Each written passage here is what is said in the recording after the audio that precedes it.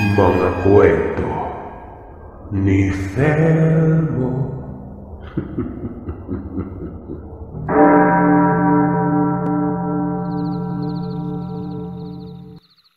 Walang iya kang bata ka. Anong alam mo sa pagpatay ng aswang? Abay, oo nga no. Nakapatay nga yung apo ko. Teka, nanghihina siguro ang isang to dahil hindi nakauwi. Sa mga puntong ito ay nagpatuloy sa paghabol si Jongjong. Pero kumabig ang aswang malapit sa kaibigan. Kung kaya't naabutan ni Dave ang aswang na yon. Naglulupa sa ito ng pagtatagain ni Dave. Hindi na lang nakialam pa itong si Jongjong noon. Basta hindi na daw lumalaban ang nilalang. Lalaki naman ito. Namumukha nito ni Jongjong. Ito yung nagbanta na gaganti. Hanggang sa yun, hindi na yun gumalaw pa. Doon pa lamang tumigil itong si Dave. Pagkatapos ay sinabi nitong ilibing na lamang umano ang mga labi nun. Pagsipat naman ni Jongjong sa kinaroroonan ng lolo, nakatingin lamang ito sa kanilang direksyon. Napapailing pero nakangisi umano. Wala na umanong nasabi itong si Lolo Hill. Nakipagtulungan na lamang yun para iligpit ang mga labi. Pero noong umakyat sila pabalik doon sa mga bahay, nakatikim si Jongjong at Dave kay Lola Rosa. Pinagpapalo silang dalawa. Nagmistula silang mga paslit na nakagilid lamang at hindi gumagalaw. Pero yung pagpalong umano yon, hindi naman masakit.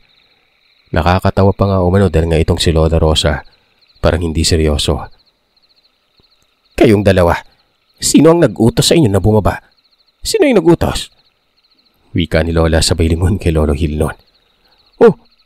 Wala akong kinalaman dyan ha. Malay ko dyan sa dalawang yan.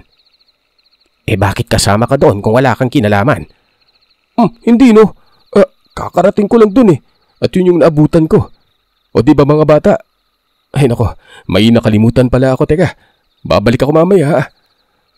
Mabilis na umalis ang Lolo Hill noon. Ilang saglit noon ay natigil na rin ang lola.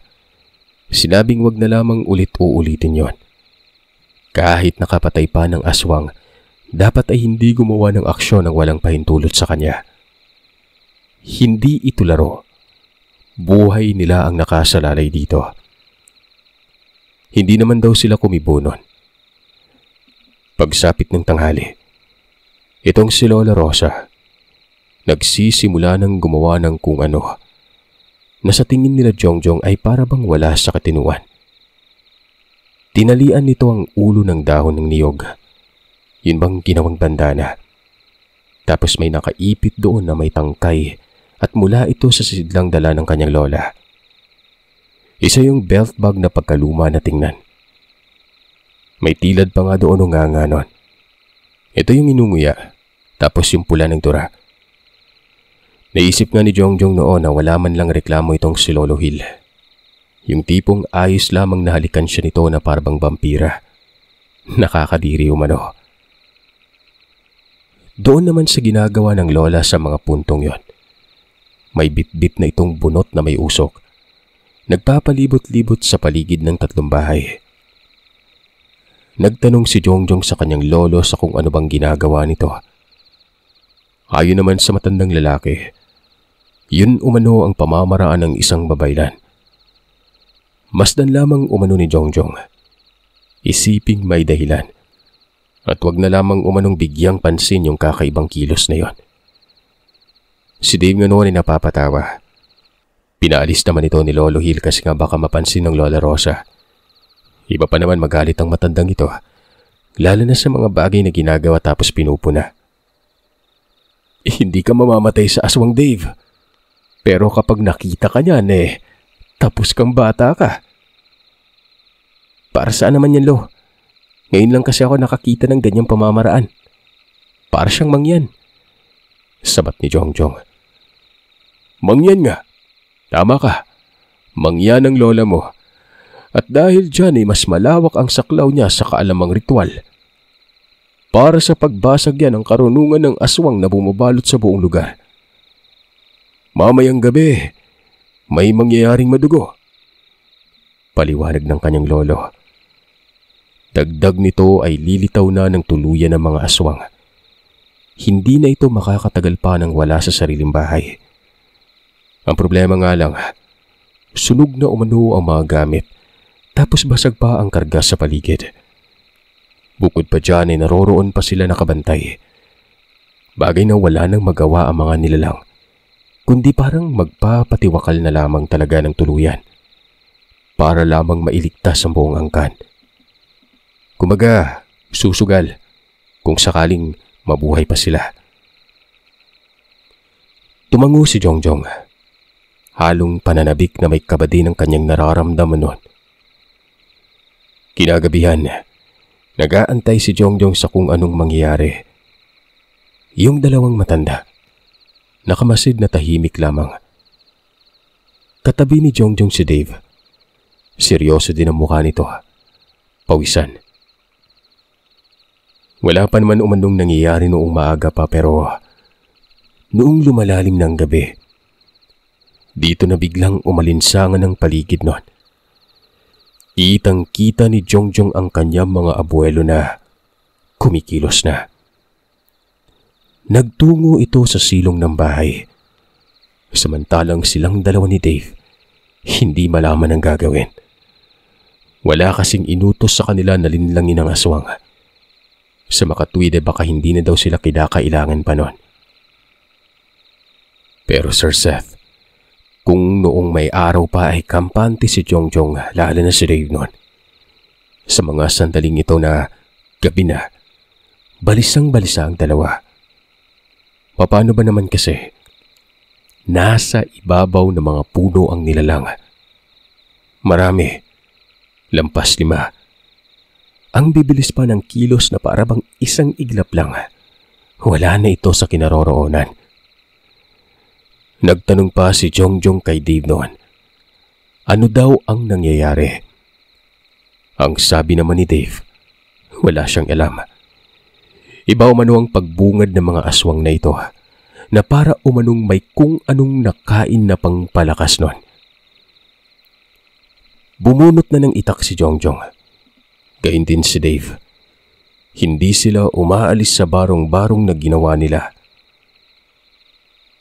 Si Dave ay panay kalabit kay Jongjong noon. Naiinis naman si Jongjong. Nakakairita daw. Gawa ng nasa iba ang atensyon niya. Tapos may kalabit pa itong nakakagulat. Ano ba? Kulit mo naman eh. Usog ka doon ng konti. Sa kiliran mo, Jongjong. Tignan mo. Bantayan mo at baka malingat ka. Nanlaki ang mga mata ni Jongjong. Totoo at nasa kiliran niyang nilalang. At halos 2 di pa lamang ang layo nito. Nakapatiwarik at nakadikit yun sa puno na parabang butiki. Ibang-ibang itsura. Mabalahibo umano. Napakaitim.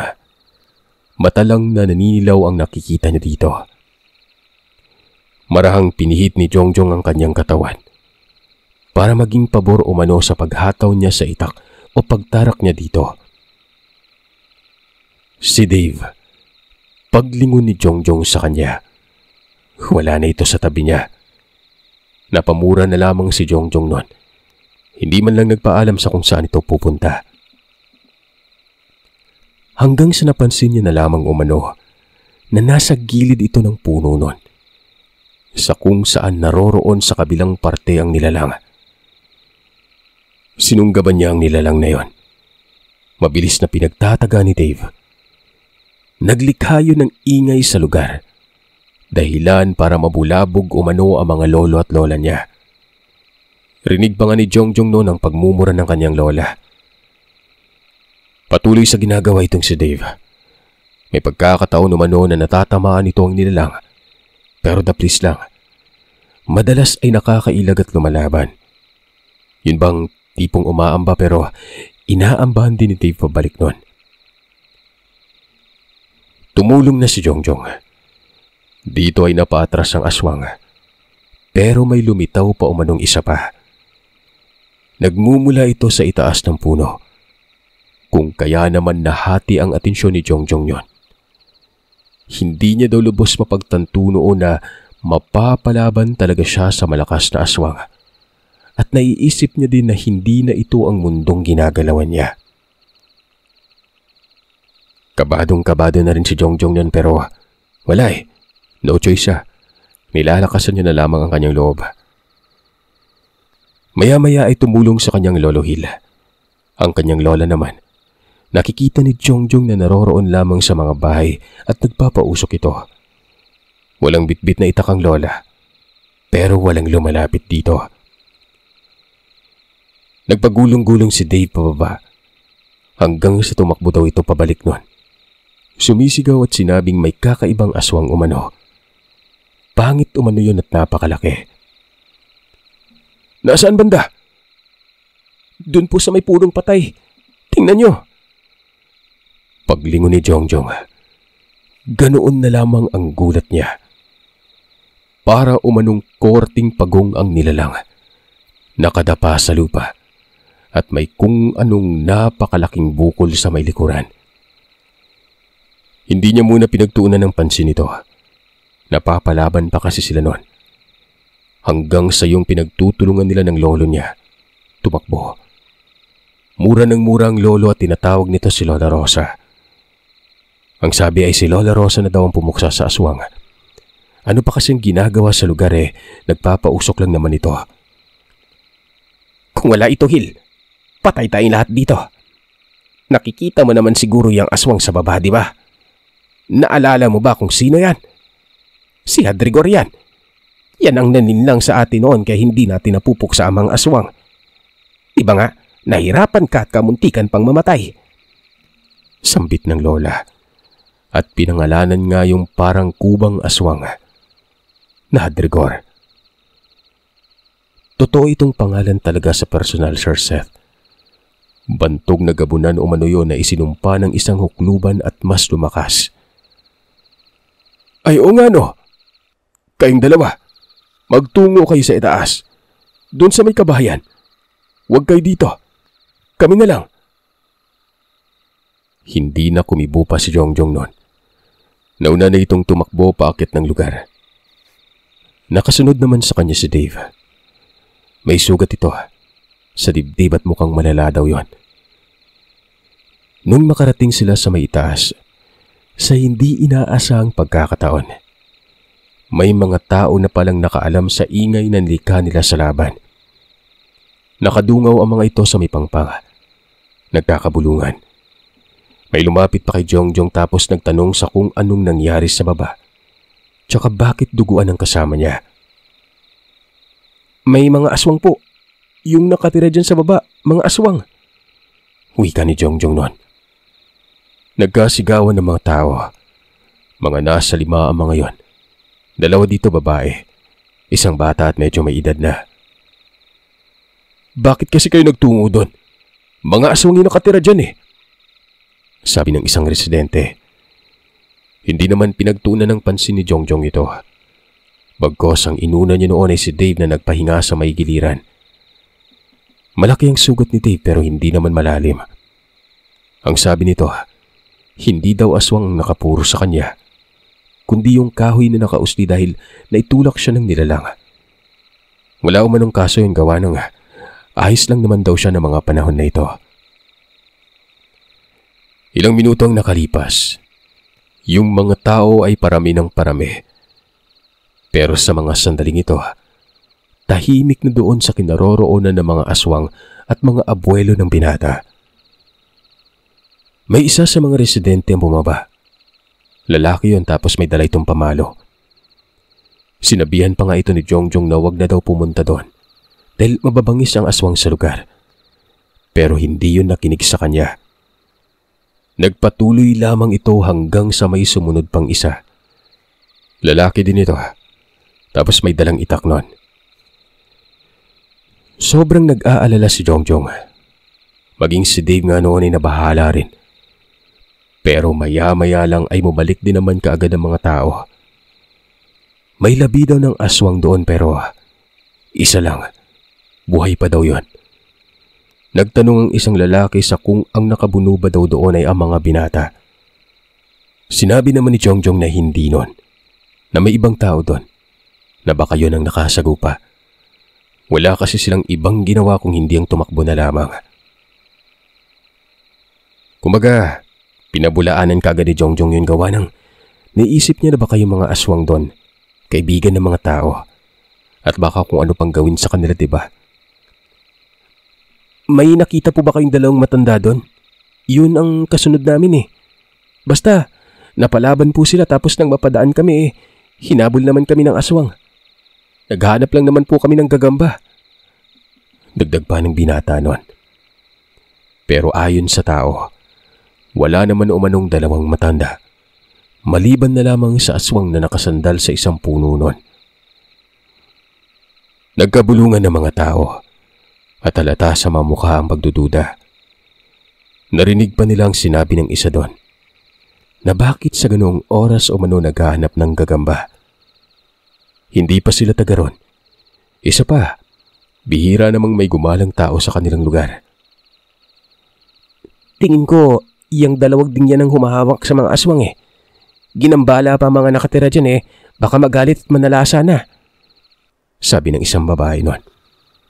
Sumabat naman yung lalaki na may bitbit na itak na, parang ang may kakaiba sa mga binatang ito. Ang tatapang. Wala nga ni isa sa atin dito yung nag-isip na manggulo sa mga nakatira dyan sa babae. Sila Jongjong noon ay nagkasinyasan at ang sabi ni Dave, tama lang ang ginawa mo, Jongjong. Tara na, sibat na tayo dito at baka may kung ano pang itanong yung mga nakatira dito. Tapos hindi natin masagot. Yari talaga tayo. Yun na nga, Sir Seth. Tumakbo na lamang umano ang dalawa. Kahit nahirapan si Dave pero pinilit na lamang daw nitong umalis noon. Habang si Jongjong naman ay nababagabag umano. Wala ang dalawang matanda. Napapaisip siya sa kung anong nangyari sa kanila. Sinabi nga ni Jongjong noon na balikan na lamang nila ang lugar pero hindi na pumayag si Dave. Alam niya umano ang tumatakbo sa isipan ng binata na nag-aalala ito sa mga abuelo niya. Pero malaki ang tiwala niya sa dalawang matanda. Dagdag pa ni Dave, uuwi na lamang daw sila sa bahay ng tiyo niyang si Seryo. Matapos namang marinig ni Jongjong ito, nag-aalangan siya noon. Iba talaga ang kutob niya. Pero sa huli, wala din itong nagawa kung hindi ang umuwi na lamang. Kampante kasi itong si Dave. Isa pa'y nakakaramdam na rin noon si Jongjong ng matinding pagkapagod. Halos umaga na sila nang makarating. Ang mga magulang ni Dave na sina Romy at Liza, nabahala ng lubos ito ng masilayang sila lang ang nakauwi noon. Maraming mga tinanong ang mga ito, pero iilan lamang doon ang nasagot nila. Wala silang idea kung nasaan ang dalawang matanda. Binanggit nila sa kung saan banda ang kuta ng aswang. Sa bukid lang. Sumabat naman si Seryo na alam niya ang lugar na yon. Dahil sa pagkapagod noon ay nakatulog ang dalawa sa kamalig. At habang nangyayari naman daw ito, ginagamot si Dave ng kanyang nanay. Pagkagising ni Jongjong ay hapon na. Wala siyang ibang bukang bibig noon kung hindi ang kung nasaan ang kanyang mga abuelo. Kung dumating na ba umano ang mga ito noon. Pero ayon sa mga nakabungad na si Lita at Romy, wala pa. Sinubukan nilang puntahan ang lugar. Nakita nila ang mga bakas ng dugo na nagkalat doon. Pero walang ibang tao sa lugar na yon. Maliban na lang doon sa mga residente na madadaanan bago pa makarating. Umabot pa nga daw sa ilog itong si Romy pero wala talagang ibang tao. Naroroon ang mga bakas ng bangotra pero wala ang dalawang matanda. Dito ay napaiyak si Jongjong. Nakikiusap ito na tulungan siyang hanapin ang abuelo niya. Dahil sa namumutawi na sa kaisipan na baka napaslang na ang mga ito at yung mga labi umano ay kailangan nila makuha nun.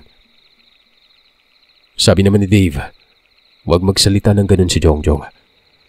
Naniniwala siya na buhay pa yon. Baka lumipat lang ng lugar. Inilalayo lamang ang laban malapit sa mga tao na posibleng madamay. Anong inilalayo? Hindi mo ba alam na may mga tao din doon sa kuta ng aswang? Bakit may nangyari ba sa kanila? Sabat ni Jongjong noon. Sumingit si Romy. Ayon dito ay huwag daw masyado mag-isip ng malalim si Jongjong. Wala pa umano silang kasiguraduhan. Noon pa man daw ay misteryoso nang kukumilos ang dalawa. Maging sila noon ay hindi nga nila alam kung saan ito tumutungo kapag nawawala. Pero bumabalik din. Pilit na pinapatahan ni Jongjong ang kanyang sarili. Kahit pa man mas lamang na sa kanya noon ang mga negatibong senaryo. Sumapit na lamang ang gabi pero hindi pa rin dumadating ang kanyang lolo at lola. Dito ay nakapagdesisyon ng binata na pupunta niyang lugar. Bahala na umano. Pinigilan naman siya ng mga kasama pero nagmatigas talaga ito. Kinuha niyang itak ni Romy. Dalawa na ang dala niyang itak noon. Pasado 8:00 noon sa natatandaan niya. Umalis ito. Susunod sana si Romy kaso inabisuan naman ito ng asawa. Tandaan umano ang mga sinabi ng dalawang biyasa na hindi dapat gumala pero... paano na si Jongjong? Hindi ba natin siya sasamahan? Seryo, kayo na yung bahala dito. Hindi ko hahayaan si Jongjong. Lita, alis na ako. Wala nang nagawa pa si Lita. Habang itong si Dave naman ay sumalisi ng daan. Doon ito dumaan sa may likuran at mabilis na tumakbo. Sumunod na rin ito. Nang makita pa yun ng kanyang ama, napagalitan si Dave. May sugat pa umano ito at kinakailangang ipahinga pero giniit ni Dave na sasama siya sa ayaw at gusto ng tatay niyang si Romy. Kanina daw ay medyo magaan pa ang loob niya. Pero noong sumapit ng dilim at hindi pa dumadating ang dalawang matanda nun, nagsimula na rin siyang mabahala. Napatango na lamang si Jongjong na masilayang nakasunod sa kanya magtatay. Ibinalik niya ang itak kay Romy at sinabing sa ibang landas na tutungo nun. Hindi na sila magsisimula doon sa may baryo. Kumabig na kagad sila sa bukid sa oras na makarating sa may kalsada. Sumang-ayon naman itong si Dave. Ayon pa sa kanya, mas maganda nga kung ganun dahil posibleng matuntun nila ito. Lalo't kapag nagpabukid ang mga ito, doon at doon nilalabas ang mga ito sa kung saan ito yung kuta ng mga aswang. May dala silang gasera, kung kaya't hindi magiging problema yon. Ang iniisip lamang nila sa mga sandaling ito, na mas mahirap na landas ng kanilang tatahakin.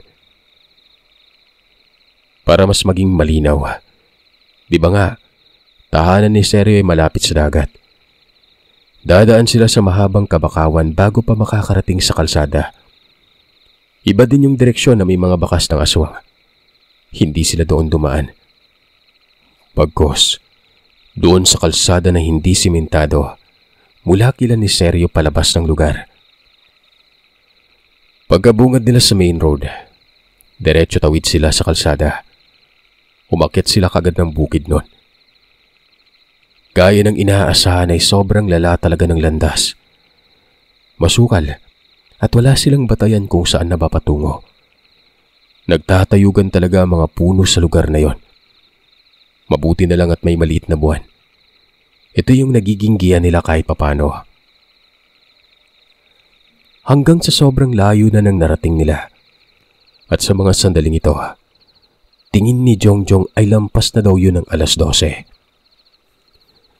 Nagsimula na silang makiramdam nang makaamoy ng pamilyar na samyunon.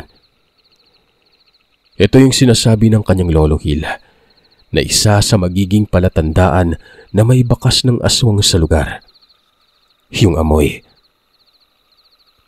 Wala silang kibuan noon. Kung saan naanod ang paglalakad ni Jongjong, nakasunod sa kanya ang magtatay. Nakalabas na ang kanilang mga itak noon, na kung anumang sandali na may komosyon, handa na sila.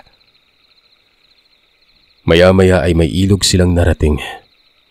Dito ay bahagyang gumaan ang pakiramdam ni Jongjong. Batid niya na ang ilog na ito ay parte ng ilog malapit doon sa kuta ng mga aswang. Binabaybay lang nila yon. Itong si Dave, panay sabi na parang may nakasunod sa kanila.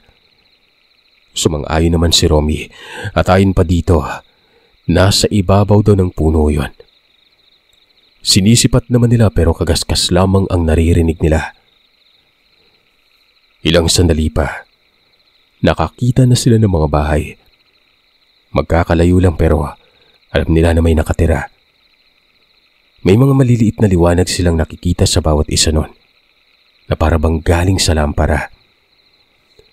Dito din nila napansin na may daanan na ng tao.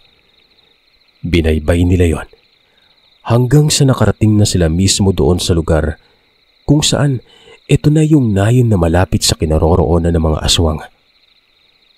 Nasa ibabaw sila banda. Tanaw pa nga ni Dave noon ang matayog na kahoy, yung patay na puno noon. Maaninag naman dahil nga namimitwin ang langit at may konting tulong din ang sinag ng maliit na buwan. Sabi ni Romy, pumuslit muna sila sa isang banda para magpahinga.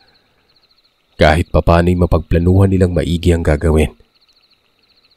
Pumayag naman si Jongjong. Pero aminado siya noon na tila ba wala na talaga siya sa kanyang sarili. Hindi umano nawawala sa kanya ang pagkabahala noon. Nakahanap sila ng magandang pwesto.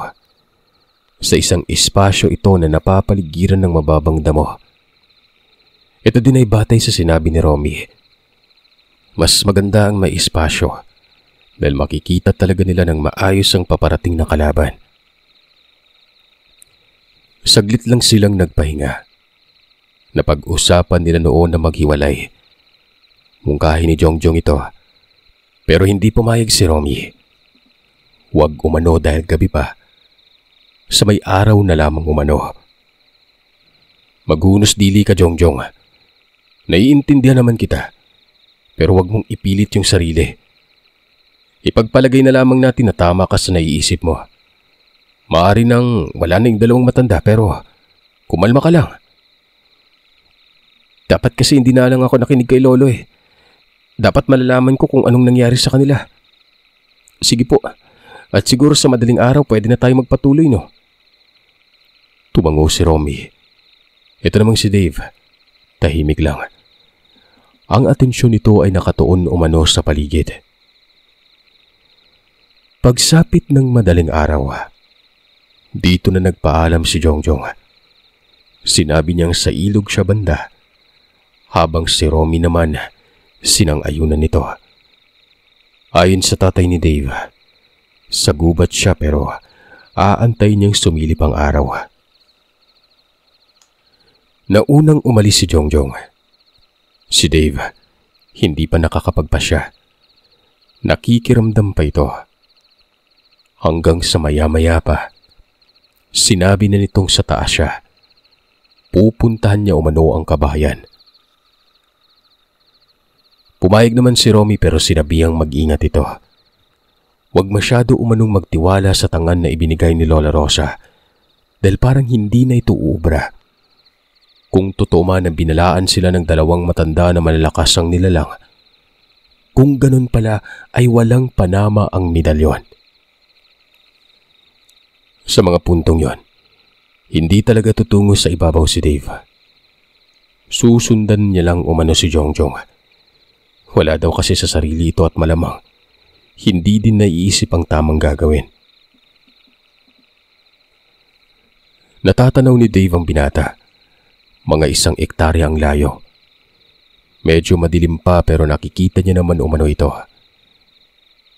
Si Jongjong naman, binabagtas niya lang talaga ang gilid ng ilog nun. Tanaw niya na sa unahan ng mga walog. Ito yung lugar kung saan naroroon ang talon. Ang naiisip kasi ni Jongjong, yung lugar kung saan naroroon inilibing ang mga aswang. Baka may palatandaan doon na posibleng magtulak para malaman niya ang kalagayan ng dalawang matanda. Hanggang sa makarating siya dito at nanlaki ang kanyang mga mata. Giba ng libingan. Para bang kidubkob ito at wala na doon ang mga labi ng dalawang aswang. Kinabahan si Jongjong. Naisip niyang ano kaya ang nangyari sa mga yon? Hindi kaya nabuhay ang mga ito? Sinipat niyang itaas hanggang sa may nahagip siyang isang tao. Doon ito sa kabilang parte kung saan may maayos na daanan doon. Naglalakad lamang at may guyod pa yung mga kambing na para bang magpapastol. Pahinto-hinto at tingin sa kinaroroonan ng tahanan ng mga aswang.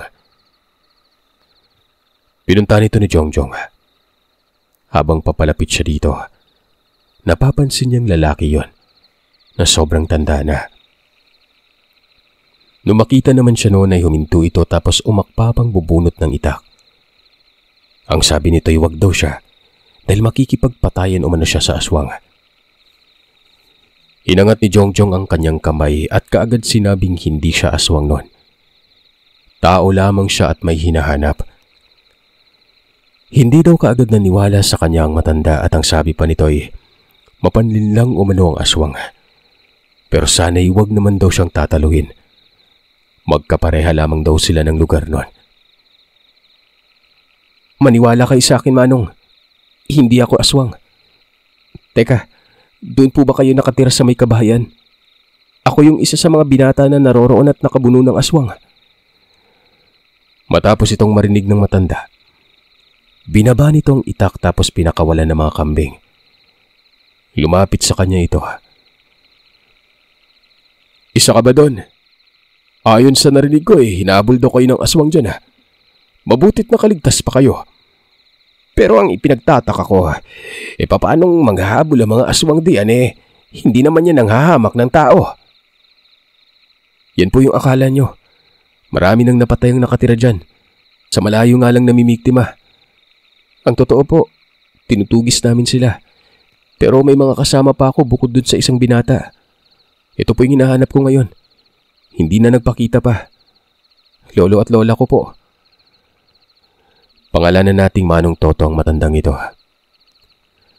Nung ilang distansya na lamang kay Jongjong ang matanda, huminto ito at tinitigan siya ng maigi. Naging seryoso ang mukha ng matandang yon. Kaduda-dudang kinikilos niya. Hanggang sa muli itong nagsalita at sinabing hindi daw siya doon sa taas banda nakatira. Doon lamang daw siya sa babaan. May bahay daw sa unahan at dalawa ito.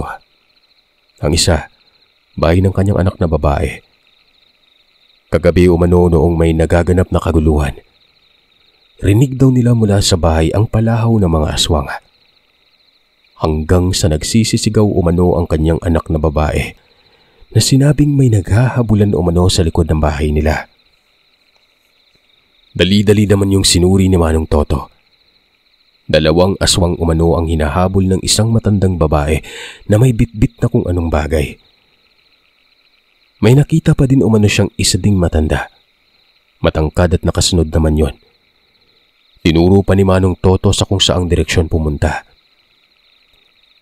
Saglit lang naman daw yung gawa ng nakakatakot ang mga tinig ng aswang sa lugar.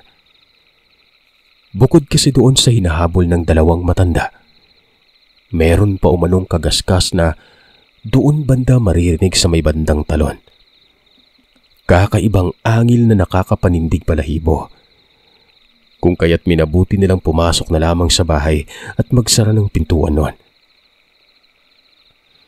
Nang marinig ni Jongjong ang salaysay ni Manong Toto, gumaan ang kanyang pakiramdam. Kung totoo man ang sinasabi nito, malamang sa malamang, buhay pa ang kanyang lolo at lola. Ang kinagandahan pa dyan ay nanghabol pa ito ng mga aswang. Mabilis na pinuntahan ni Jongjong ang kinaroroonan ng bahay nila Manong Toto noon. Nakita niya ang dalawang tahanan. Nasa dalisdis lamang ito ng bundok, Sir Seth. May nakita pang babae si Jongjong pero para umanong baliwang itsura. Nagwawali sa may tugkaran ng bahay at nakatitig ng masama sa kanya. Naisip ni Jongjong na baka ito ng anak ni Manong Toto. Pero ganun na lamang ang pagkawindang niya noon nang may makita siyang dalawang labi ng tao na nakahimlay sa isang kamalig. Madumi ang katawan at halatang maraming sugat. Patay na mga ito. Kumabog ng malakas ang dibdib ni Jongjong. Lalo nang makilala niya ang isa sa mga labi doon. Walang iba, kundi ito yung babae na pinatay niya doon banda sa may talon. Napatingin si Jongjong sa babae. Pero sa maniwala man kayo o sa hindi, bigla na lamang itong nawala doon. Naisip ni Jongjong na aswang ang babaeng nakita niya at kung hindi siya nagkakamali, kung anak man ito ni Manong Toto noon, aswang din pala ang matandang yon. Dito na kumaripas ng takbo si Jongjong hanggang sa nakita niya si Dave na nasa bababanda, tumatakbo patungo sa kanya. "Huwag kang tutungo sa bahay. Mga aswang yung nakatira dyan," sambit niya. Hindi niya lubos akalain na manlilin lang siya ng isang aswang na si Manong Toto noon. At malamang sa malamang, may nagmamasid na sa kanila. Nagpatuloy siya sa pagtakbo hanggang sa nagpang-abot daw sila ni Dave noon. Sinabi ng kaibigan na nakasunod lamang siya kay Jongjong. Nakita niyang may kausap ito pero may nakita pang isa si Dave na nasa baba lamang umano banda. At sa tingin niya ay aswang daw yon na nakatiktik kay Jongjong. Matapos marinig ng binata ang mga sinabi ni Dave, napapailing na lamang siya noon. Kung nagkataon palang hindi kaagad siya umalis, malamang patay na siya. Bale, sa kinaroroonan nila Sir Seth, nasa kabilang parte na ito, sa katapat na ito ng bundok at tanaw daw nila ang kabayan doon sa kabila. Tanaw din nila yung tahanan ni Manong Toto. Minamasdan nila ang landas at baka may sumusunod pero wala naman nun. "Masyado kang nagpadalos-dalos, Jongjong. Di ba nga alam natin na may aswang? Isipin mo nga yung kinaroroonan ng bahay ng kausap mo. Ang lapit lang oh. Tingnan mo, sa unahan kawayanan na." Hindi ko alam eh. Umaga at hindi ko ramdam yung pahiwatig nila. Yung mga labing inilibing natin, nandun sa may kamalig. Siguro hinukay nila yon. Nadismaya si Jongjong. Yung paniniwala niya na buhay pa ang kanyang lolo at lola, wala na. Nanumbalik ang pagkabahala niya noon at mas naging malinaw pa sa kanya na ang mga abuelo baka patay na. Maya-maya pa, nakita ni Jongjong si Manong Toto na nasa paanan ng bundok. Nakatitig sa kanila at galit na galit. Nalingat lang saglit ang binata. Nawala na ito sa kanyang paningin. "Nakita mo yun, Dave?" "Ang alin? Saan?" "Yung matandang kausap ko kanina. Nandun sa baba, pero bigla na lang nawala." Tumayo si Dave at sinipat niya ang tinuturo ni Jongjong pero wala naman umano. Sinabi nito na umalis na daw sila doon. Sumang-ayon naman itong si Jongjong. Pero nagtataka siya. Bakit hindi natukoy ng kanyang mga abuelo ang kinaroroonan ng bahay ni Manong Toto noon? Aswang nga yun, di ba? Dapat malalaman ng dalawang matanda ito. Pero hanggang doon lang sa kabilang banda kung saang may mga patay na puno noon. Natanong niya pa nga kay Dave ito pero nagkibit balikat lamang din ito at hindi din siya sigurado. Pero duda daw si Dave na baka may tinatawag na sa bulag ang lugar nila Manong Toto noon.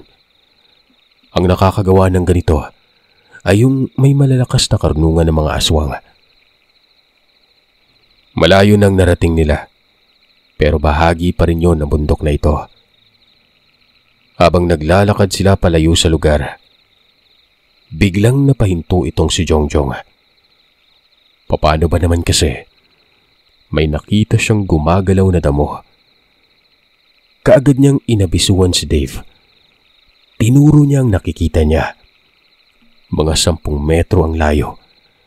Tapos may mga dahon ng saging na parabang ginawang barong-barong yon. "Aswang siguro yung nandyan," sabi ni Jongjong. Hindi naman nagsalita si Dave. Pumunot ito ng itak. inikutan yung bahaging may gumagalaw. Naghudyat siya kay Jongjong na wag aalis sa lugar. Naisip kaagad ni Jongjong na magiging panglinlang siya noon. Kaya naman nagpatay mali siya na lamang ang binata. Kinindatan niya si Dave.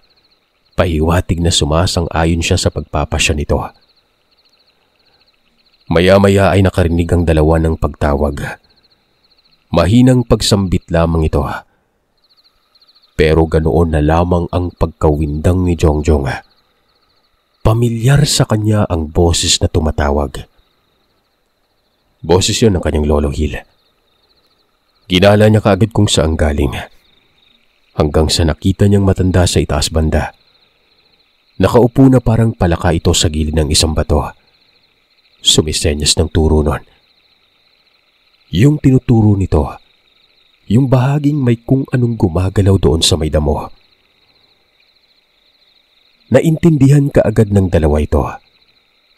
Aswang ito at malamang ay tinitiktikan din ito ng kanyang lolo. Tuwang-tuwa si Jongjong. Imbis na magpatuloy sila sa pinaplano, pinuntahan na lamang nila si Lolo Hill. Hindi mapigilang mapaiyak ni Jongjong. Niyakap ang matanda at sinabing salamat at buhay pa ang mga ito noon. Nagtanong siya kung nasaan ang lola. Yung tinuro ko, naroroon ang lola mo. Parang susunggaban niyo pang dalawa eh. Kung hindi ko kayo namalayan, aba, siguradong timbog kayo noon. Nagkatinginan ng dalawang magkaibigan. Napailing si Dave. Nagpatuloy sa pagsasalaysay itong si Lolo Hill. May mga aswang daw na nakatago sa lugar. Inaantay lamang nilang magkamali ang mga ito. Sa ibabang parte daw doon sa kinaroroonan ng Lola Rosa, may isa doon na nasa ilalim ng malaking bato. Tapos doon naman sa silangan, naroroon ang nakatira doon sa bahay na nasa ibabaw ng talon. Hinukay daw nito ang mga labi ng inilibing nila. Dinala doon sa kamalig. Maraming aswang ang nagsidatingan nun. Nasa paligid lamang ito nagmamasid. Napakunot ang mukha ni Jongjong. Alam na pala ng kanyang lolo ang nangyari doon sa dalawang labi pero sino itong binabanggit ng matanda na naroroon din nakatira sa may lugar ni Manong Toto noon? Lo, may nakausap akong matanda eh. Mabuti na lang at namalayan ko kaagad na may kakaiba sa lugar. Mga aswang po. Doon ko ito napagtanto na makita ko yung labi doon sa kamalig. Pero sino itong isa mong sinasabi na taga ron? Hindi po kaya ito asawa ng anak ng matanda doon? Asawa nga. Malaking tao yun. Napadaan ka pala doon. Mabuti at nakaligtas ka pa. Yung matandang nakausap mo, kapatid yun ni Hadrigor. Naririto din si Hadrigor. Teka, saan ba kayo galing at iba na ang suot niyong damit? Paliwanag ng lolo. Sabi naman ni Jongjong na umuwi sila doon sa bahay ni Seryo. Alam na ng mga magulang ni Dave ang lahat. Katunayan ay kasama nila si Romy pero naroroon ito sa bandang gubat. Medyo naguguluhan nga lang si Jongjong. Bakit nakatoka lang kasi itong dalawang matanda doon? Hindi umuwi at pinag-alala pa siya. Tapos nalalaman niya na nag-aabang pala mga ito sa mga aswang. Samantalang may araw pa naman. At alam din ng lolo niya kung saan naroroon ang mga nilalang. Bakit walang ginawa ang mga ito? Sinabi niya talaga yon. Nabagabag kasi siya, lalo na't parang nagmistulang laro na umano ang senaryo. Hanggang sa sinabi ng kanyang lolo na, "Tama ka, apo. Alam ko kung nasaan sila banda. Pero ang tanong, makikita mo ba? Tingnan mo nga doon sa may batong yon. Silipin mo kung may aswang. Magugulat ka na lang sa masisilayan mo. Ano bang sinabi ng lola mo kagabi? Narito si Hadrigor. At dahil dyan, nagawan nito ng paraan para maitago ang mga kauring aswang. May bumabalot na malakas sa pambulag ang lugar na ito na siya namang hindi nabasag ng lola mo. Mamayang gabi pa sila magpapakita. Sa gabi, walang bisa ang sabulag kasi nga mag-aanyong aswang sila. At dahil dito'y matutumbok ko ng mas maayos ang kinaroroonan ng mga yan. Alam mo naman kung anong klaseng pahiwatig kapag nag-anyong aswang sila, no? O ganun, may tanong ka pa ba? Nang marinig ni Chong sinabi ng kanyang lolo, napanganga na lamang siya noon. Kaya pala nag-aantayan lamang ang mga ito sa lugar. Hindi pala nasisilayan ng dalawang matanda ang mga aswang. Dito na niya naintindihan ng lahat kung bakit nahirapan ng kanyang mga lolo at lola. Ilang saglit pa, nagpakita na ang Lola Rosa. Halata sa mukha nito ang pagkabanas. Magkakasalubong ang kilay. Nagmumura pa at hinampas ang dalang itak sa lupa. Si Rodrigo Rosa, siyang unahin natin. Dapat kasi pinatay mo na kagabi. Kinausap mo pa. Pagkakataon mo yun eh. Hindi ko naman alam na duwag pala. Akala ko yung pagpapakita niya ay pakikipagpatayan na. Tapos nalaman kong nagsasagawa din pala yun ng malakas na sabulag sa lugar. Yung kapatid niyang nasa baba, yun na lang ang unahin natin. Umiling si Lolo Gil sa sinabi ni Lola Rosa.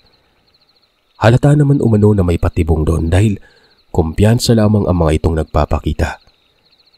Kapag hinamak nila, talagang sila pa ang malalagay sa alanganin. Ang tanging gagawin lang ay antayin ng gabi. Sumabat si Jongjong at sabi, kung wala bang ibang paraan, aantay lang talaga. Paano daw kapag nakapagsagawa na pala ng plano ang mga aswang sa kung paano sila puksain nun? Ay naman kay Lolo Gil, naiisip niya din ito. Pero susubukan nila mamayang gabi. Kung may plano pa, dapat ay may ginawa na ito. Lalo na't walang laban ng mga abuelo. Dahil nga may malakas na sabulag, makikita lamang ang aswang na nasa anyong tao kapag nasa malapit na. Kapag hindi natin sila tinantanan, ganyan din ang gagawin nila. Magtatago. Kahit may sabulag sila, Gil. Kilala nila tayo. Hindi yan basta-basta aatake. Nag-aantay din na mga yan ng pagkakataon.